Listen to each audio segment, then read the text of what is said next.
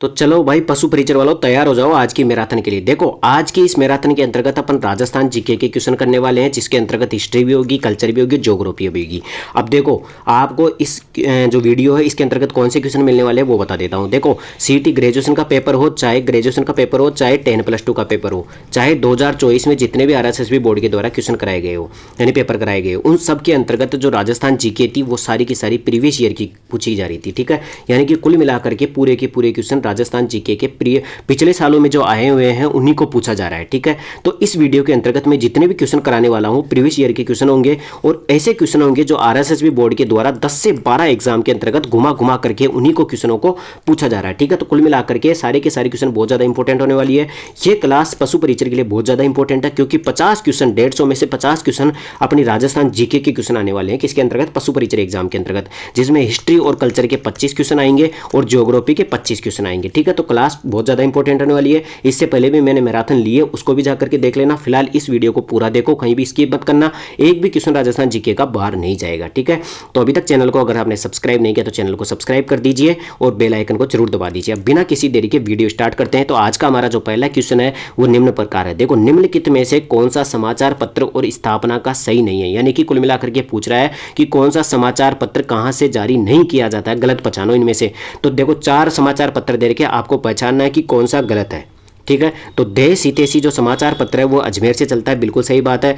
सर्वोदय वाहक जो समाचार पत्र है बांसवाड़ा से प्रकाशित होता है, बिल्कुल सही बात है। प्रभात समाचार पत्र जयपुर से प्रकाशित होता है, यह भी बिल्कुल सही बात है। लेकिन जय भूमि समाचार पत्र जोधपुर से प्रकाशित नहीं होता है, ध्यान रख लेना, ये गलत हो जाएगा। तीनों ऑप्शन सही है। समाचार पत्र का एग्जाम में बार बार क्वेश्चन पूछा जाता है, बहुत ज्यादा इंपॉर्टेंट क्वेश्चन है। ठीक है, तो कुल मिलाकर के जय भूमि समाचार पत्र जोधपुर से प्रकाशित नहीं किया जाता है, तो आंसर क्या हो जाएगा? सी ऑप्शन हो जाएगा। इसके बाद में देखो क्वेश्चन नंबर 2, बहुत अच्छा क्वेश्चन है, बार बार एग्जाम के अंतर्गत पूछा जाता है। देखो क्वेश्चन नंबर 2 क्या कहता है कि मंगला, भाग्यम और ऐश्वर्य ये क्या है।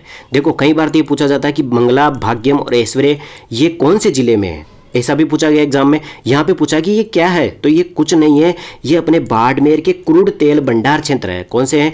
बाड़मेर में कुल मिलाकर के तेल के कुएं हैं, तेल के कुओं का नाम है भाई साहब।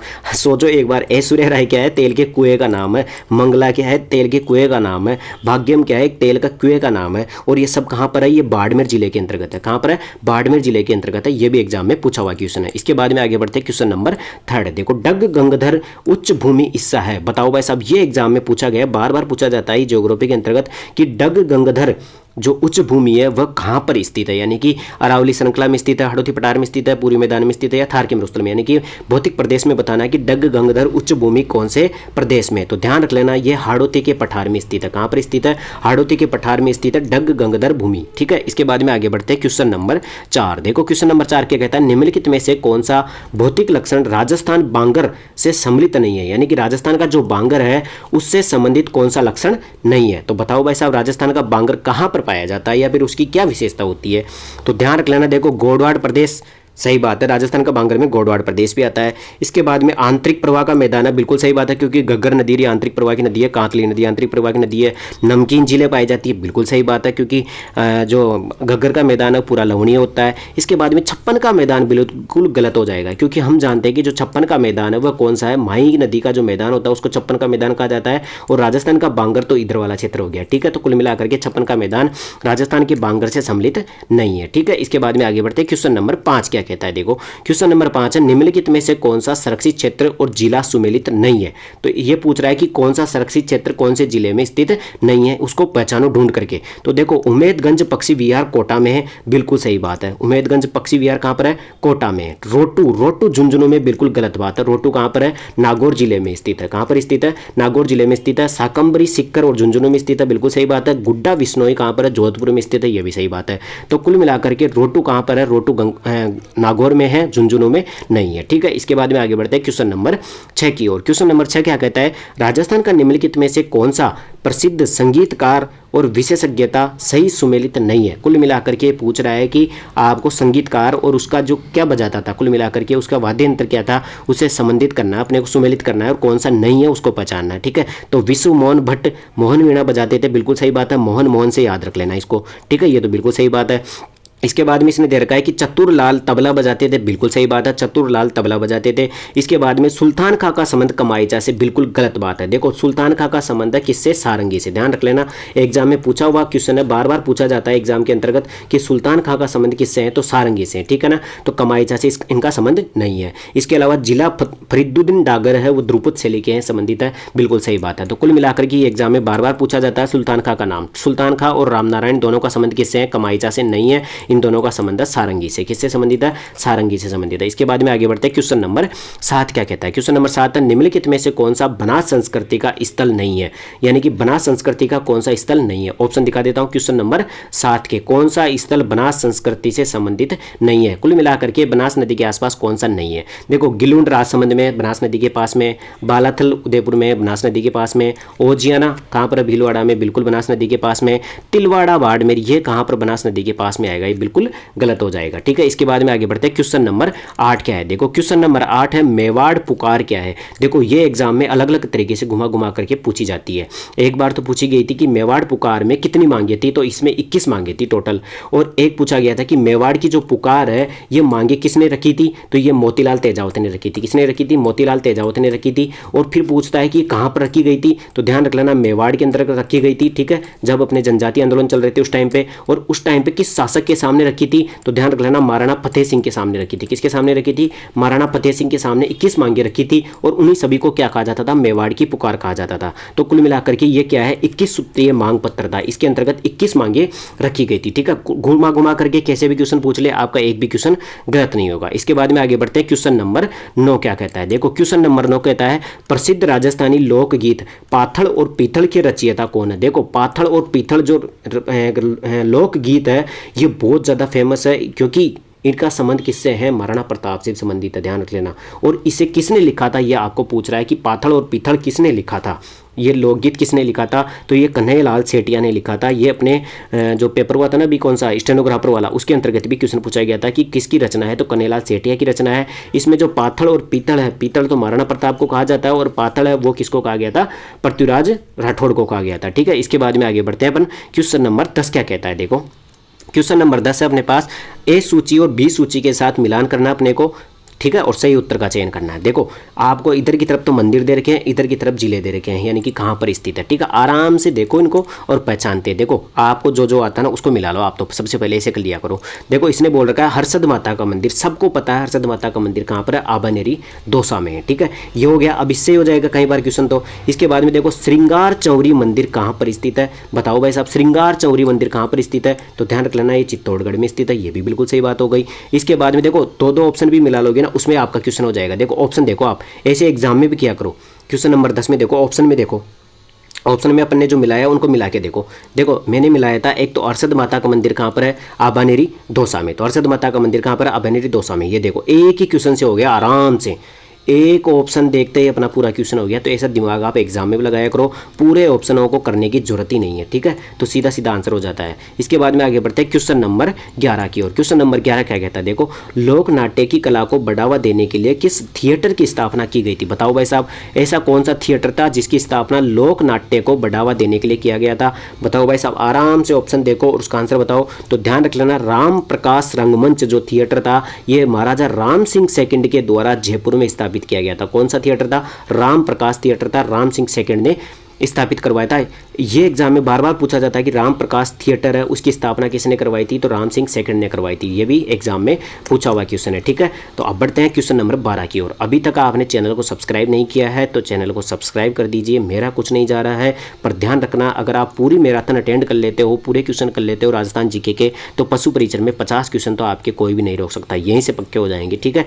लगभग 15-20 मिनट की क्लास होती है, लेकिन उसमें इतने इंपॉर्टेंट क्वेश्चन होते हैं जो आपके सीधे के सीधे एग्जाम में छपेंगे, ठीक है। अब आप देखो यहाँ पर संस्थान दे रखा है और उनकी स्थापना वर्ष पूछ रहा है, ये एक अच्छा क्वेश्चन है। इसमें सबसे बढ़िया जो स्मार्ट तरीका होता है वो होता है कि किसी भी एक ऑप्शन का आप अनुमान लगा लो कि इसकी स्थापना कब हुई थी, या तो आपको ढंग से याद होगा या फिर आप थोड़ा सा अनुमान लगा के कर सकते हो, ठीक है। तो आराम से ऑप्शन देखो और आंसर बताओ। देख लो आराम से। तो देखो राजस्थान जो कला विद्यालय हैं, देखो एक एक को देख लो, आपको कोई सा भी एक भी आ रहा हो ना तो उससे आंसर हो जाएगा, ठीक है ना। कोई सा भी एक देख लो, उससे आंसर हो जाएगा। जैसे कि इसमें देखें तो राजस्थान जो कला विद्यालय है इसकी स्थापना हुई थी 1888 में। कब हुई थी? सन 1888 में। क्योंकि मैंने याद कर रखा था 888 किस में आता है? राजस्थान कला विद्यालय में। क्योंकि 888 आना भी एक कला है, क्या है? एक आर्ट है।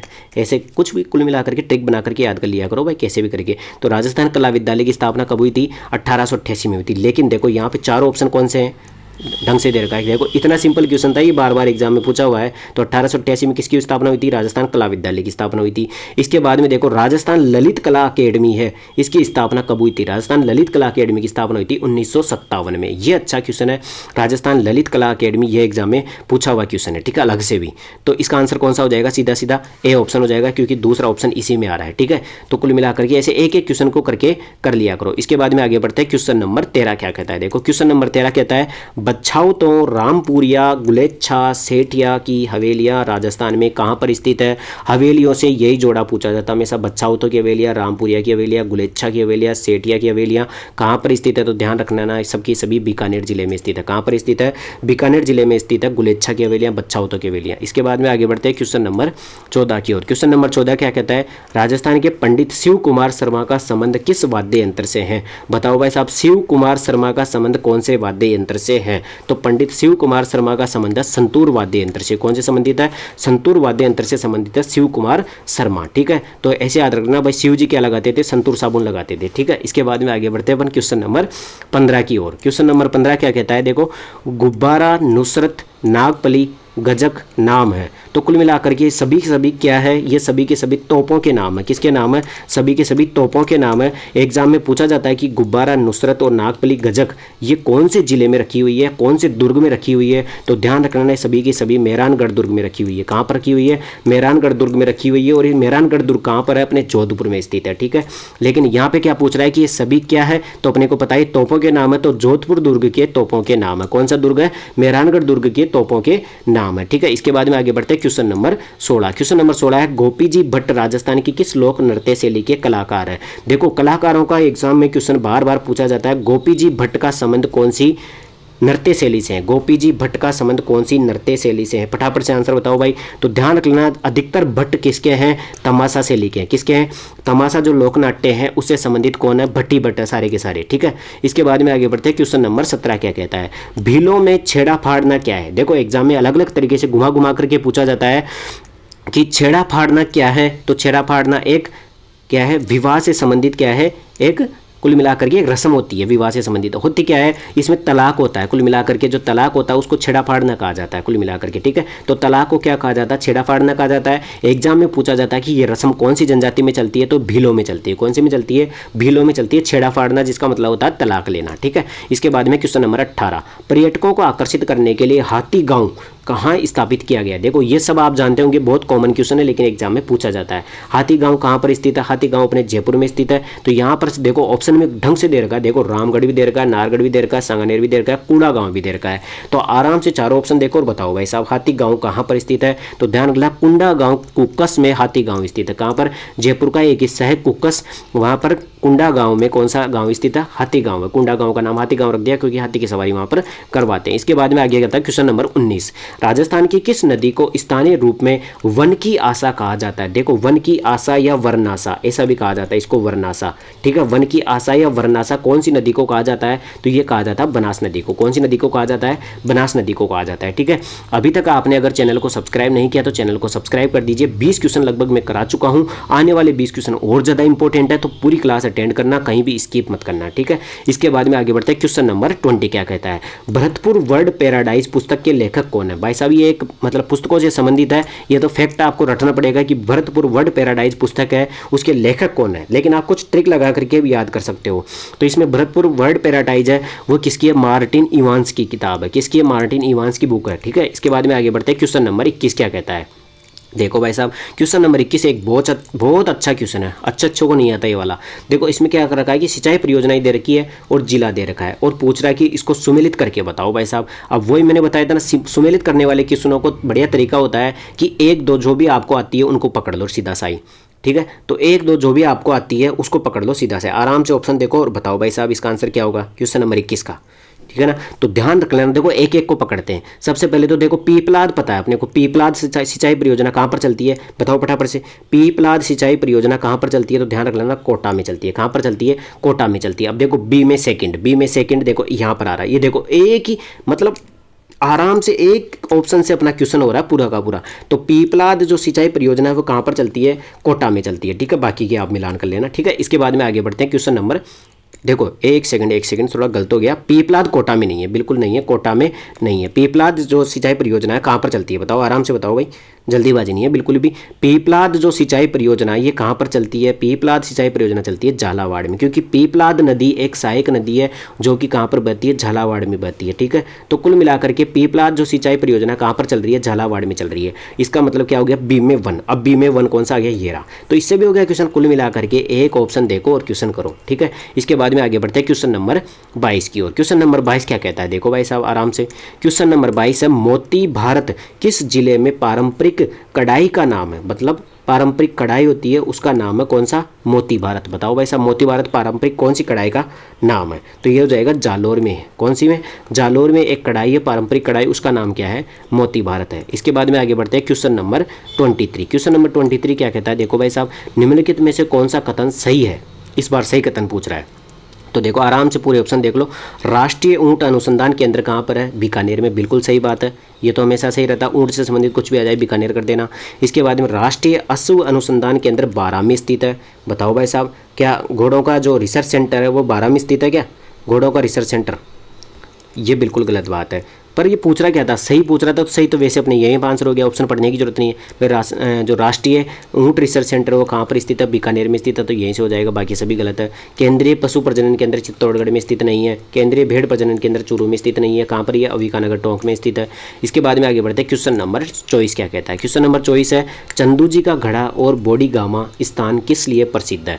देखो ये स्थान बहुत ज़्यादा प्रसिद्ध है, चंदू जी का घड़ा और बोडी गामा दोनों स्थान किसके लिए प्रसिद्ध है, आपको आराम से ऑप्शन देख के बताना है। तो ध्यान रखना है, तीर बनाने के लिए प्रसिद्ध है। कौन से के लिए, तीर बनाने के लिए प्रसिद्ध है, कौन सा, चंदू जी का घड़ा और बोडी गामा, ठीक है। बॉडी बना करके तीर बनाता है वहाँ पर कुल मिला करके। इसके बाद में आगे बढ़ते हैं क्वेश्चन नंबर 25 क्या कहता है। क्वेश्चन नंबर 25 है, सालर के जंगल पाए जाते हैं। सालर क्या होता है, एक वृक्ष होता है, ठीक है, कुल मिला करके एक पेड़ होता है। तो जंगल इसके सालर के जंगल कहाँ पर पाए जाते हैं, कुल मिलाकर के सालर पेड़ कहाँ पर पाया जाता है, सालर वृक्ष सबसे ज़्यादा कहाँ पर पाए जाते हैं। तो ध्यान रखना, अलवर, उदयपुर, सिरोही और अजमेर जिलों के आसपास में कौन से पाए जाते हैं, सालर जंगल के पाए जाते हैं, सालर के जंगल पाए जाते हैं। इसके बाद में क्वेश्चन नंबर 26 क्या कहता है, देखो भाई साहब क्वेश्चन नंबर 26 आप आराम से ऐसे बता देना मेरे को बिना ऑप्शन के। थार्नवेट के वर्गीकरण के अनुसार निम्नलिखित में से कौन सा उष्णकटिबंधीय मरुस्थलीय जलवायु का प्रतिनिधित्व करता है। देखो इसके ऑप्शन यहाँ पर नहीं दे रखे थे, ठीक है, थोड़े से कट हो गया था, टाइपिंग मिस्टेक है। इसके बाद में देखो अब तक मैंने टोटल 25 MCQ क्वेश्चन करवाए, कितने करवाए हैं, 25 MCQ क्वेश्चन करवाए हैं। एक क्वेश्चन मैंने एक्स्ट्रा भी कराया है सबके साथ में, जो कि प्रीवियस ईयर में पूछा गया था, ठीक है। तो ये वीडियो बहुत ज़्यादा इंपॉर्टेंट थी। वीडियो पसंद आए तो वीडियो को लाइक कर देना। अगर पिछली मैराथन नहीं देखे तो पिछली मैराथन देख लेना। अपने पशु परिसर के जो राजस्थान जीके के 50 क्वेश्चन है वो अपनी क्लासों से बाहर कुछ भी नहीं जाएगा, ठीक है ना। अपनी प्लेलिस्ट बना रखी है, उसमें जाकर के आराम से पशु परिसर की सारी क्लासें देख लो। CET की मैंने जो मैराथन लगाई थी उनको भी देख लेना, क्योंकि वही पूरी की पूरी राजस्थान जी के वहाँ पे भी मैंने रिवीजन करवाया था, मतलब प्रीवियस ईयर की क्वेश्चन करवाए थे, ठीक है। तो बहुत ज़्यादा इंपॉर्टेंट चैनल है। चैनल को सबसे पहले आपको सब्सक्राइब कर लेना है, बेल आइकन को दबा देना है, ताकि जैसे मेरा नया वीडियो आएगा तुरंत आपको नोटिफिकेशन बज जाएगा, टुनटुना बज जाएगा आपका, ठीक है, जिससे आप जाकर के वीडियो देख लेना। अब बिना किसी देरी के वीडियो यहीं समाप्त करते हैं, आपका समय बहुत कीमती है, ठीक है। तो आज के लिए धन्यवाद।